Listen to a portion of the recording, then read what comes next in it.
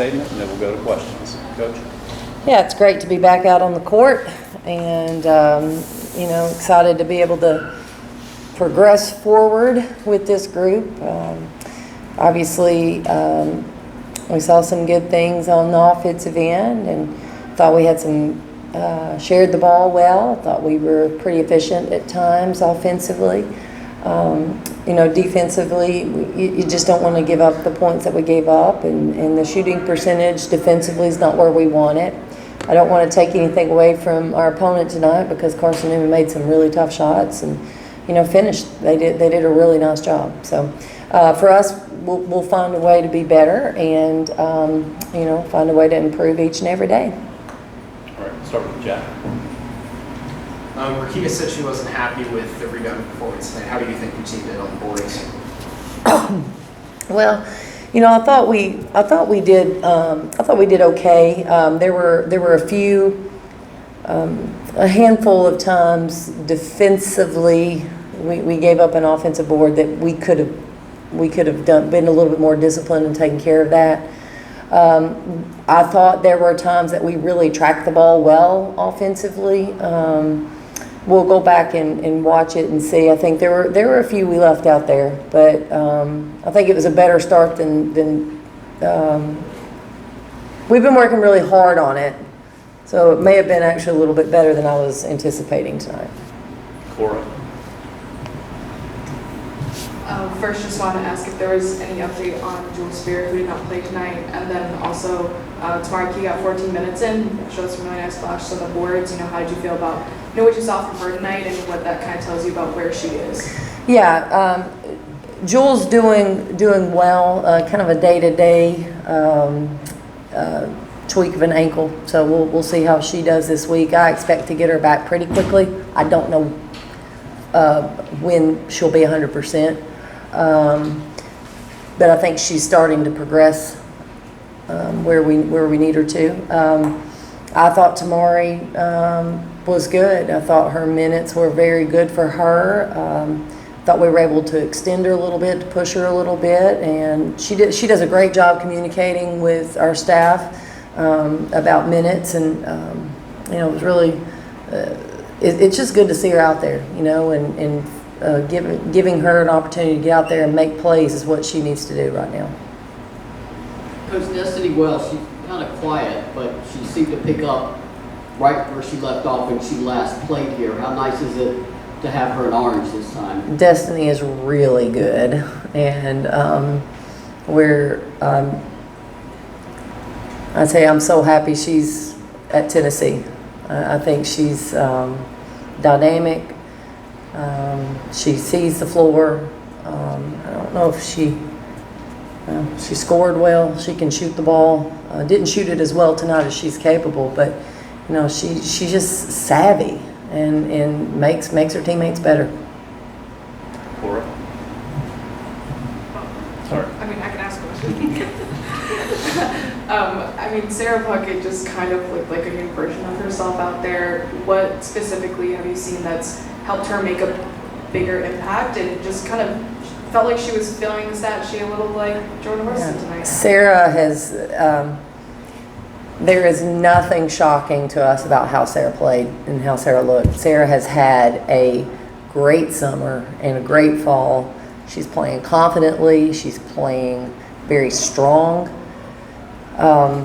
She's rebounding well. She's shooting the ball well. I'm really proud of her, and she's got a voice. She's been a leader, so really excited about her game. Jack, and then Maria.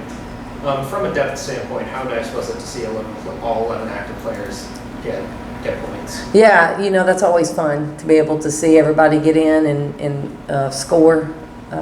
I think we're going to have a lot of different people that are going to contribute this year.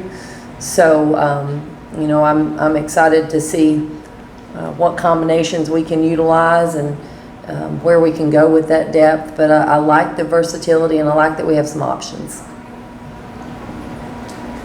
Coach, I realize a lot of different scenarios, lineups that you probably won't use during the regular season.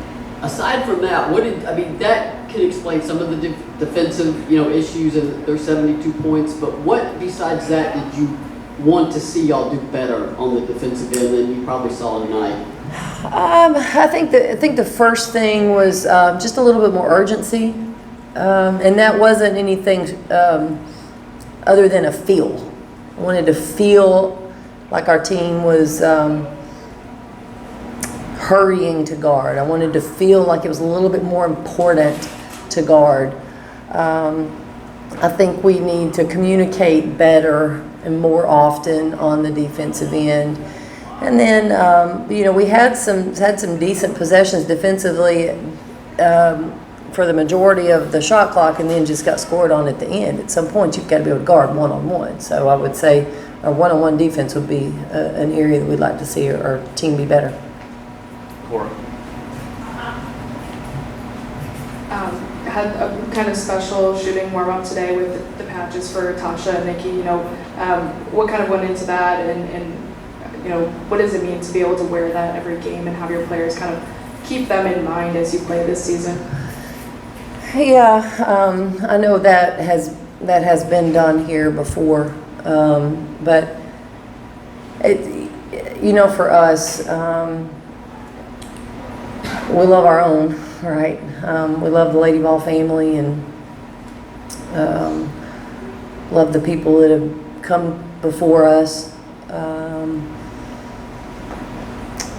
It's been a really tough time, to be honest with you. It's been tough for our alums.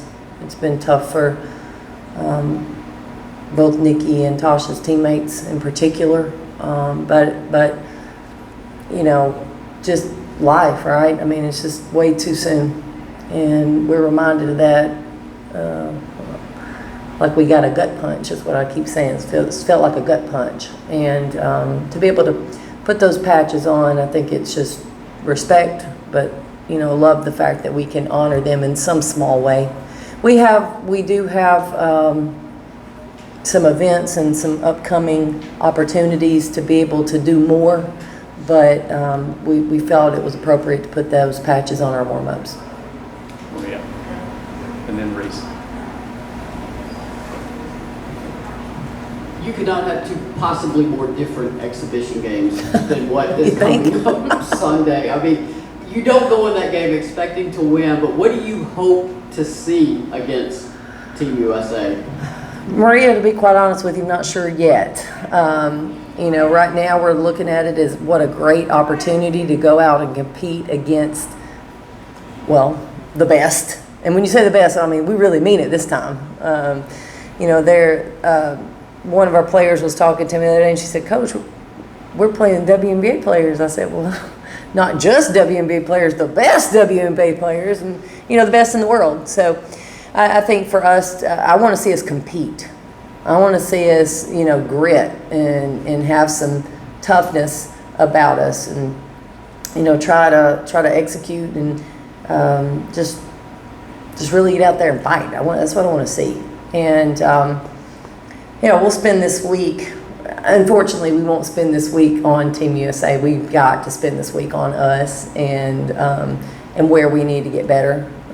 Because once we get to that game on Sunday, we're rolling at that point, right? There's no days off until after our Florida State game. So once we hit Sunday, we're on go. So we've got to make sure that we shore up some things before that game on Sunday. Quick follow-up. Do you at least find out in a game like that, who is it, the big lights, the big stage is not, they're not going to be intimidated by? Oh, for sure, yeah. We'll find out who will compete.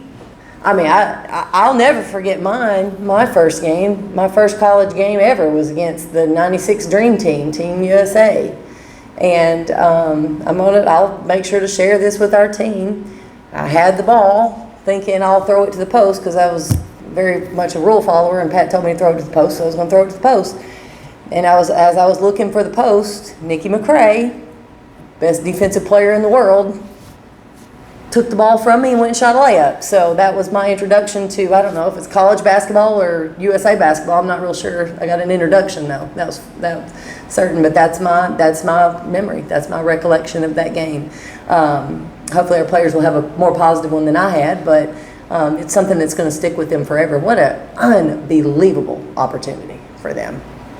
Reese. Edie Darby doesn't see the floor a whole lot during the season, so to see her out there and get some run, and obviously you ran some sets for her too. I saw. What does it mean for a player like her to get on the floor? Yeah, Edie's good, and Edie's better. So I think there's going to be some opportunities this year for her, and I think what she understands that she can play. I think she's gotten a little bit more physical. I think playing against our practice guys has really helped her. But I tell you what, if she's on the court, she gets a shot, I think it's going in. I know she missed a couple tonight, but when she shoots it, I believe it's going in. And she's smart. She's also very savvy. So I'm excited for Edie. We'll wrap things up with Cora. I know this wasn't a normal game, and there probably won't be a lot of games this season where 9 different players take a three-pointer. But how did you feel about shot selection? What threes they chose to take, and what does that look like in a real game in terms of, do you want them taking that many threes, or would you prefer to get more post-ups? Yeah, we have. It's an interesting dynamic. I think we took a lot of open threes that we're going to have to live with. I think we're excited about those. I thought we rushed maybe a couple of them that we might just need to move on somewhere else. I thought our team, at the same time, I thought our team did a good job of sharing the ball. I thought we did a nice job with our spacing offensively. There were a few post feeds that turned into turnovers that we got to clean that up. We will. But I think we probably had probably 23, 24 good ones, to be honest with you. There weren't too many bad ones. We may have to be a little bit more judicious if we're, in a tight game that the shots aren't going in. We've got to watch that percentage. But we've got a group that can make threes. So I think right now we've got to give them an opportunity to be confident and take them. Thank you, Coach. All right. Thank you, guys. Great to see everybody again.